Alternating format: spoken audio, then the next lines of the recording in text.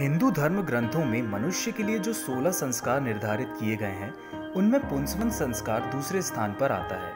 आज के इस एपिसोड में हम पुंसवन संस्कार के बारे में आपको बताएंगे कि आखिर यह आपके लिए क्यों जरूरी है और किस तरह इस संस्कार को किया जाता है। कुछ विद्वानों का कहना है कि पुंसवन संस्कार करने के दो प्रमुख उद्देश्य होते हैं। पहला, पुत्र की प्राप्ति और दूसरा, स्वस्थ, सुंदर तथा गुणवान संतान।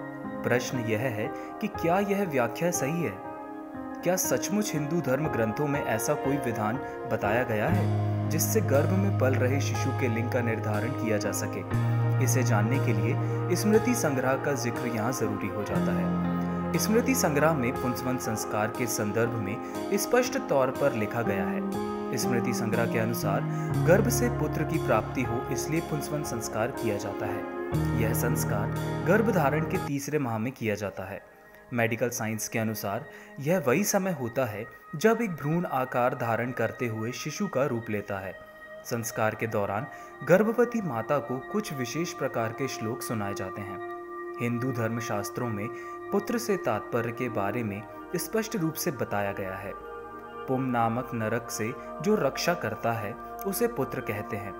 यानी पुत्र से तात्पर्य पुरुष संतान से नहीं है, बल्कि एक ऐसी संतान जो गुणवान हो, संवेदनशील हो, शक्तिशाली हो, सकारात्मक विचार से युक्त हो। ऐसी संतान की प्राप्ति के लिए पुंसवन संस्कार की विधि स्थापित की गई है। मेडिकल साइंस के अनुसार गर्भ के तीसरे महीने में भ्रूण आकार लेने लगता है।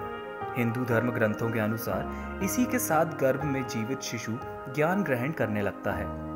पुंसवन संस्कार के माध्यम से गर्भवती माता को सकारात्मक विचार के साथ सात्विक भोजन एवं परिवार की परंपरा के अनुसार संस्कारों का प्रत्यारोपण किया जाता है। जब गर्भवती महिला इन्हें धारण करती है तो उनके गर्भ में पल रही संतान को भी इसी के अंश प्राप्त होते हैं। परिणाम स्वरूप एक योग्य संतान की उत्पत्ति होती है और योग्य संतान ही माता पिता को वृद्ध अवस्था में नरक से समान कष्ट भोगने से बचा सकती है। पुंसवन संस्कार के दौरान सबसे पहले एक विशेष प्रकार की औषधि गर्भवती महिला के नासिक छिद्र से उसके अंदर पहुंचाई जाती है। इस प्रक्रिया के दौरान गिलोय वृक्ष के तन से कुछ बूंदें निकालकर मंत्रोच्चारण के साथ गर्भवती महिला की नासिका छिद्र पर लगाया जाता है। गिलोय के रस को खास तौर से कीटाणु रहित और रोगनाशक माना जाता है। विशेष पूजा और मंत्र के माध्यम से भी यह संस्कार किया जाता है।